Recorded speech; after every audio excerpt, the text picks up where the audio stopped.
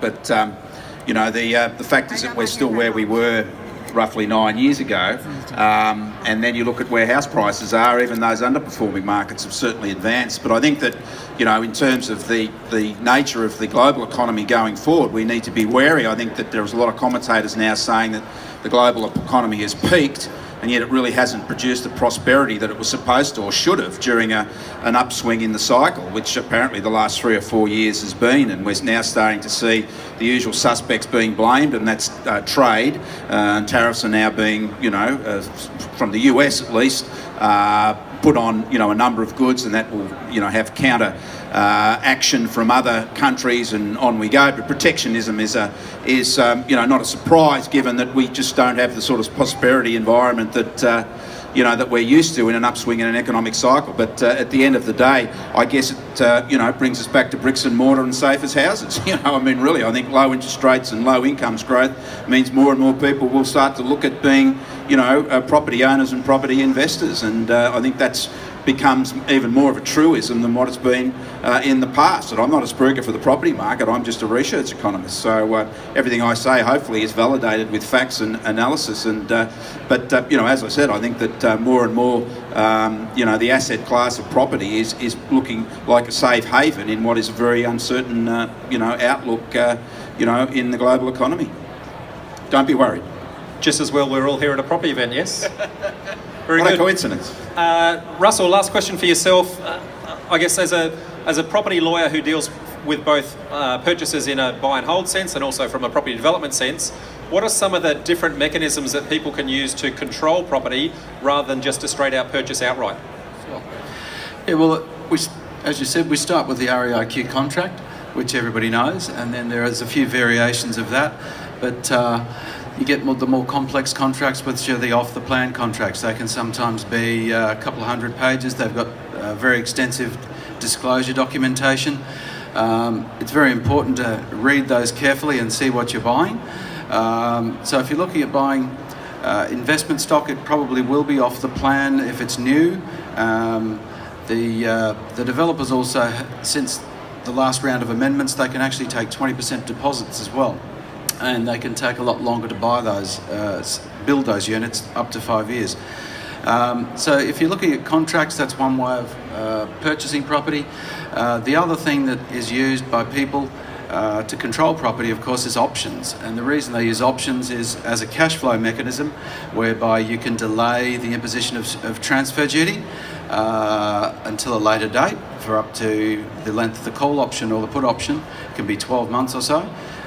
You can also use an option to nominate a buyer. So for a lot of investors and developers, they don't know who or what the final purchasing entity will be. That can be for a number of reasons. They might have just stumbled across a property and they need to put their foot on it with a contract. So you can use an option to do that if you can negotiate that with the seller. And that will allow you time to incorporate entities, maybe trusts, get together with other money partners and that sort of thing. And then once you've finally decided on the entity that will be the purchaser, you can nominate that entity and it can be the buyer. The other thing you can do if you purchase a property using an option is you can sell the entire option. So you can walk away, and as long as the option's structured correctly, you won't have any continuing liability. So it might be that you see an opportunity, you purchase a property using an option, and then somebody else comes along and you might on-sell that for 10, 20, 50, 100,000 or whatever you can on-sell that for. The other thing I see a lot of people doing, and I do for my clients, is development and project management style agreements where we're using options, we're using off-the-plan contracts and development management style properties. So it's joint venturing sometimes with owners where they retain the ownership in the property and a third party comes along and controls the property, where they go and maybe get the development approvals, operational works, carry out civil works, also get plans of subdivision registered, new titles issued. They then on-sell the property, and the seller is actually the owner of the land is the seller. So in an ordinary property development scenario, a buyer would purchase a property, settle on it, start paying all the imposts with the rates, insurance, pay the transfer duty and then on-sell. Whereas where they're entering into a project or development management arrangement, the seller is kind of like a joint venture partner, and they are the seller of the property, and the buyer is really just a facilitator or manager of the whole process. That means that the buyer's not having to pay transfer duty, and they're not having to incur a lot of other imposts that normally attach. Vendor finance can be another interesting structure that can be used. I mean, a lot of the time my clients have sales and they might not have a buyer that's quite got enough money. Mortgages can be taken, long-term options or instalment contract can be put into place to facilitate the sale of the property, that sort of thing. So essentially just a little bit of creativity on the purchasing side of things to try and enable deals that may or may not be sitting there underneath it with a traditional purchase. I generally tell people to tell me what their goals are, and I'll tell them how to navigate the minefield, and we'll structure things so that to achieve the result. Excellent, thank you very much. Now I'd like to call for some questions from the audience. In order to make this process run a little bit smoothly, we've got the one microphone. What I would ask is that you progress to the microphone, ask your question, and as the panellists respond, if you could kindly make your way to your seat and the next person step up to the microphone. So if anyone has any questions from the audience, now is your time.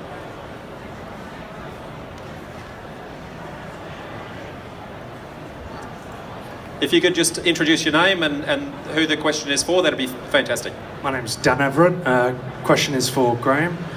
Graham, with the new changes to the Plan Your Brisbane and how that's differing from the South East Queensland Regional Plan, my understanding of the South East Queensland Regional Plan is it was in good support of infill development, and Rob touched on that, maybe 5 to 10k ring of Brisbane, and supplying that new product with infill.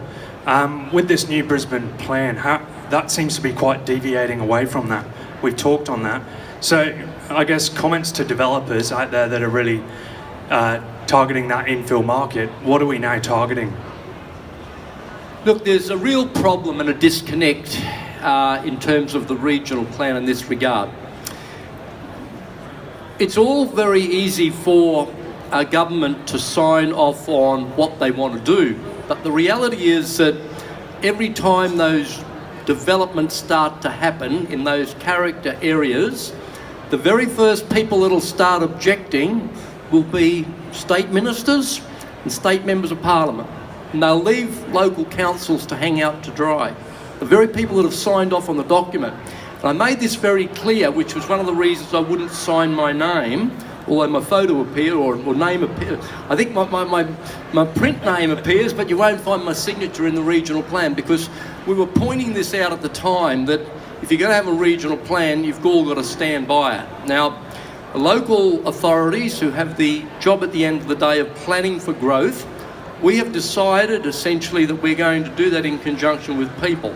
So we will still meet the population targets that are required. We will be building the infrastructure that's needed, and the state government will have to build their significant proportion of that infrastructure as well. But I just say to you that there is a disconnect between what is in the regional plan and what the people of this city want. And at the end of the day, we had a discussion in 2005 and 2006 around how population would progress, and people decided that they wanted us to concentrate on the inner city areas, the transport corridors and around the regional business centres like the Chermsides and the Garden Cities and the like. Now, not much has changed in that regard. So there will be some growth in those middle suburban suburbs, there's no question about that, but it's going to be far better handled, I think, into the future than what it has been. Where we get most of our grief is in some of those middle ring suburbs, right? Now, it's different to what they call the missing middle, but it's often the missing middle stuff, actually, a lot of it will be happening in those what I call middle ring suburbs. So for those that are in the development world, I just think you need to be cautious. We'll be making a number of changes to the city plan around it. What we are saying is that there will be no more units or townhouses in areas that are for single residential dwellings, in other words, low density residential. There will still be opportunity in what's called the low to medium or medium density areas. But again, my advice always is to people, before you go ahead and spend too much money, to come in and have a chat through a pre-lodgement meeting. It's always my advice, so that you can get the groundwork covered. We get an understanding of what you're wanting to do, get agreement around what you're wanting to do, and then proceed from there. And I'd add to that, I guess council has costs with regards to infrastructure they need to supply, etc., and they're trying to build the city in a way that's actually commercially viable and sustainable in that regard. So growth nodes and transport hubs are really the way where density is going to live. Would that be a correct assessment? Yeah, that's true. And again, that's in line with what, people told us. We had about 60,000 people engaged back in 2005, 2006. And through this most recent process, nothing's really changed in that regard. Excellent. Any further questions from the audience? If you could step towards the microphone, that'd be fantastic. Rob, perhaps we could get people to line up, so if there are questions after this one. Yeah, that'd be fantastic. Hi, my name's Kathy. I help people, homeowners, actually pay off their mortgages by buying their backyards. I'm based in Melbourne, just come up to Queensland now. We're starting a new branch. And your development contribution fees is quite significant. Is that something that's likely to ever reduce or disappear maybe? Because that's a lot of money for, mums and dads to have to play out. Yeah, well, it is, and but developer contributions are also set essentially by the state. We have some variations within them, but the parameters are largely set by the state. But we've had a drop in income, significant drop in the last year, from about 135 million down to $100 million in revenue. That will probably stay the same next year, and before it starts to creep upwards again. The revenues that we get out of development infrastructure charges go towards paying for infrastructure. We spend a lot more, obviously, than what we get around infrastructure build. But that's what it is designed to do, is to assist with the building of infrastructure so that we don't fall too far behind.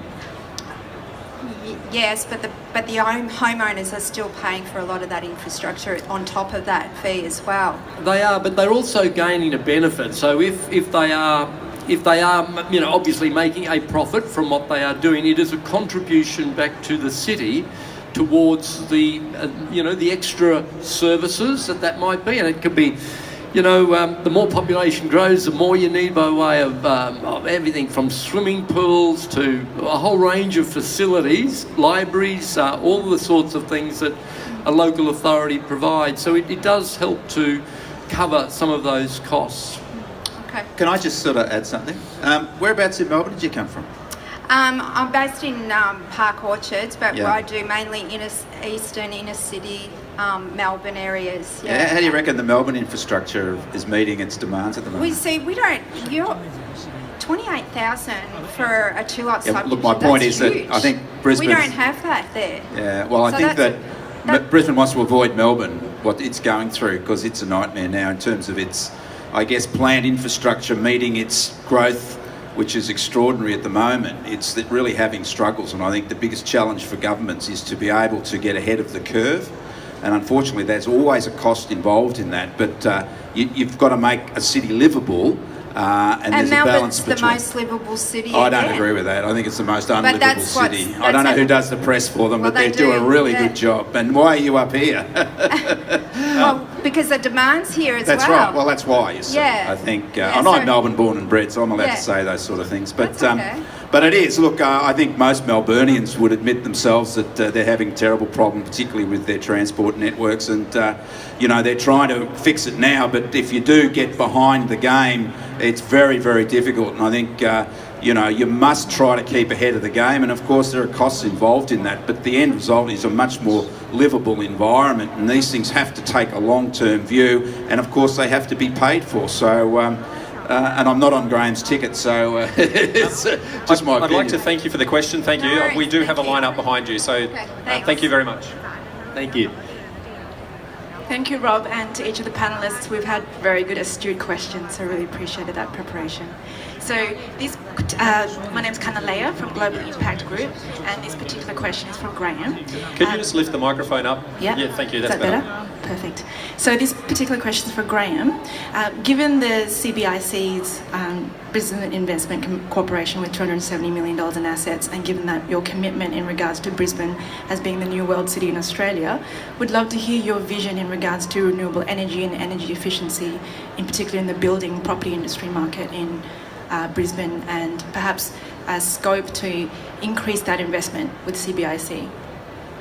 Yeah, well, there's a bit of a... thank you very much for the question. I mean, CBIC, just to cover off that, is an investment arm for Brisbane. It has a portfolio of around $250 million in assets, and it provides a $20 million dividend approximately to council each year, which essentially allows about 2% of our rates revenue. So that's what it does, and it's not expected to grow much beyond its current status. As far as the environment generally is concerned, we have a Buildings That Breathe design guideline, okay, which is about making sure that emissions from buildings are kept down as low as possible.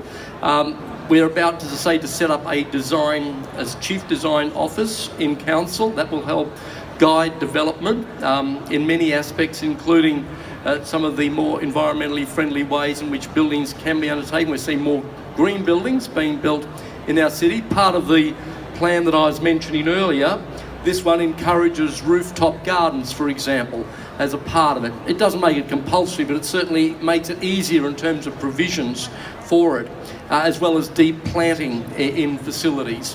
What we want to do, though, also is to see a vegetation natural cover in our city of 40% by 2031. We're currently at around 37.5%, and we're on track to achieve a 40% natural cover by 2031. We're 100% carbon neutral as a city also. Thanks, Graham. Thank you. Excellent, thank you. Any last and final questions for the panel before they run away? I'll take two more, this plus one. Okay. Hello, hi, my name is Jenny Kim. I'm from Iron Fish. We're one of the major sponsors. And I'm just wondering, it's really exciting to know that Brisbane city is growing. We can see so much infrastructures being, being invested, and it's really exciting phase of Southeast Queensland, and especially Brisbane's growth. But I'm just wondering, in terms of transport and traffic jams and stuff, we have beautiful Brisbane River, and you emphasize that we should utilize it. But why we don't have enough bridges? Enough bridges.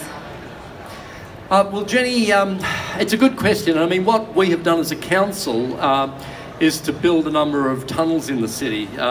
Bridges have become increasingly difficult around the connections. In many respects, development has meant that it's very difficult now to build bridges. So, Bulimba through to, Nudgee Road, for example. There's now a cruise ship terminal at the other end. So, historically, these things are becoming more and more difficult to do.